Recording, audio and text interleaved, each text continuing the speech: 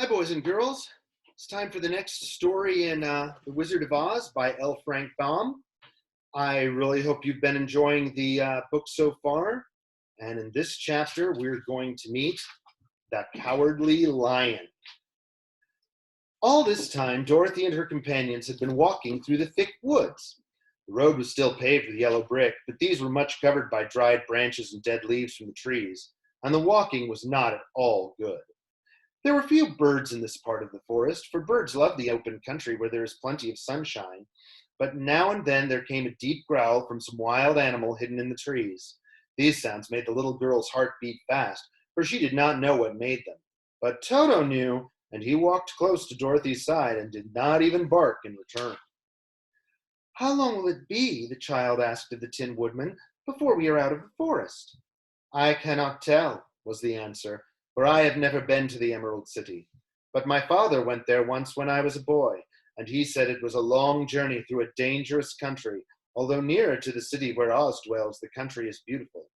But I am not afraid so long as I have my oil can, and nothing can hurt the Scarecrow, while you bear upon your forehead the mark of the Good Witch's kiss, and that will protect you from harm."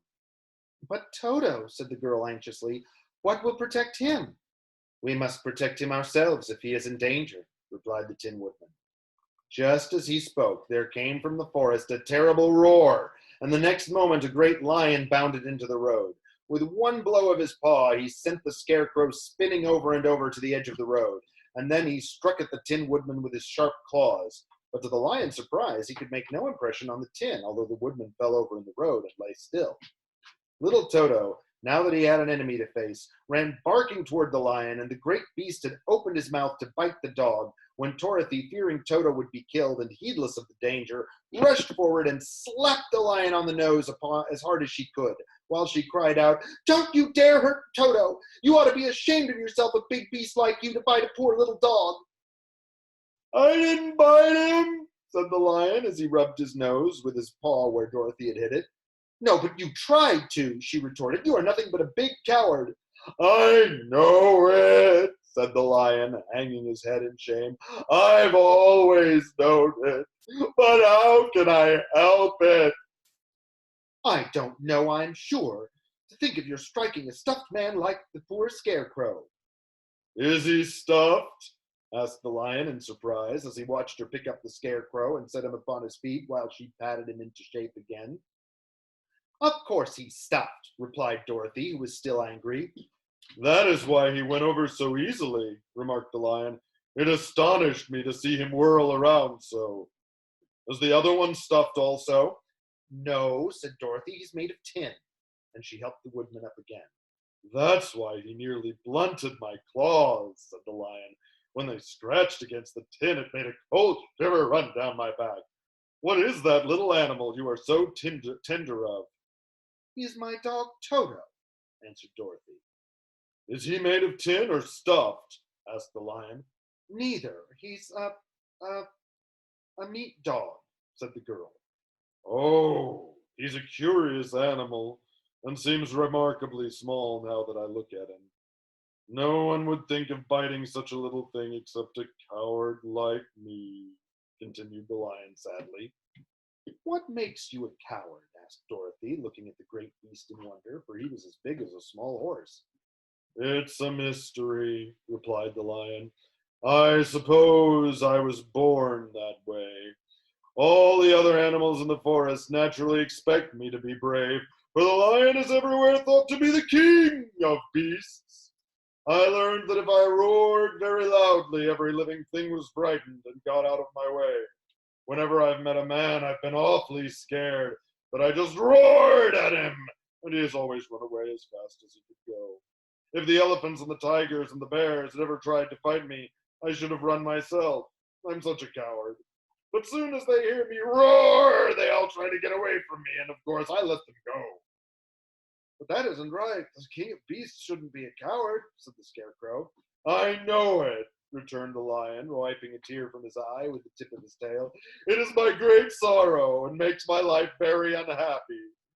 But whenever there's a danger, my heart begins to beat fast." "Perhaps you have heart disease," said the Tin Woodman. "It may be," said the lion. If you have, continued the Tin Woodman, you ought to be glad, for it proves you have a heart. For my part, I have no heart, so I cannot have heart disease.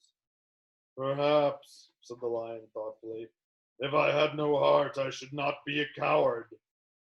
Have you brains? Asked the Scarecrow. I suppose so. I've never looked to see, replied the lion. I'm going to the great Oz to ask him to give me some, remarked the Scarecrow, for my head is stuffed with straw. And I am going to ask him to give me a heart, said the Woodman. And I am going to ask him to send Toto and me back to Kansas, added Dorothy. Do you think Oz could give me courage? Asked the Cowardly Lion. Just as easily as he could give me brains, said the Scarecrow. Or give me a heart, said the Tin Woodman. Or send me back to Kansas, said Dorothy. Then if you don't mind, I'll go with you, said the lion, for my life is simply unbearable without a bit of courage. You will be very welcome, answered Dorothy, for you will help to keep away the other wild beasts. It seems to me they must be more cowardly than you are if they allow you to scare them so easily. They really are, said the lion, but that doesn't make me any braver, and as long as I know myself to be a coward, I shall be unhappy. So once more the little company set off upon the journey, the lion walking with stately strides at Dorothy's side. Toto could not approve this new comrade at first, for he could not forget how nearly he had been crushed between the lion's great jaws. But after a time he became more at ease, and presently Toto and the Cowardly Lion had grown to be good friends. During the rest of that day there was no other adventure to mar the peace of their journey. Once indeed the Tin Woodman stepped upon a beetle that was crawling along the road and killed the poor little thing. This made the Tin Woodman very unhappy, for he was always careful not to hurt any living creature, and as he walked along he wept several tears of sorrow and regret. These tears ran slowly down his face and over the hinges of his jaw, and there they rusted. When Dorothy presently asked him a question, the Tin Woodman could not open his mouth, for his jaws were tightly rusted together. He became greatly frightened at this and made many motions to Dorothy to relieve him, but she could not understand. The lion was also puzzled to know what was wrong, but the Scarecrow seized the oil can from Dorothy's basket and oiled the Woodman's jaws, and after a few moments he could talk as well as before. This will serve me a lesson, he said, to look where I step, for if I should kill another bug or beetle, I should surely cry again, and crying rusts my jaw so that I cannot speak. Therefore he walked very carefully, with his eyes on the road, and when he saw a tiny ant toiling by, he would step over it so as not to harm it. The Tin Woodman knew very well he had no heart, and therefore he took great care never to be cruel or unkind to anything. You people with hearts, he said, have something to guide you, and need never do wrong. But I have no heart, and so I must be very careful. When Oz gives me a heart, of course, I needn't mind so much. And that is the end of the 6th chapter of The Wizard of Oz. Thank you very much for listening to me read, boys and girls. Makes me feel good to know that I'm doing something for you. And you can do something for your mommy and daddy to make their lives easier as well. You can listen to them and be kind to them, and probably you can go to bed right now and get a good night's sleep for in the morning. All right, I'll see you next time. Bye-bye.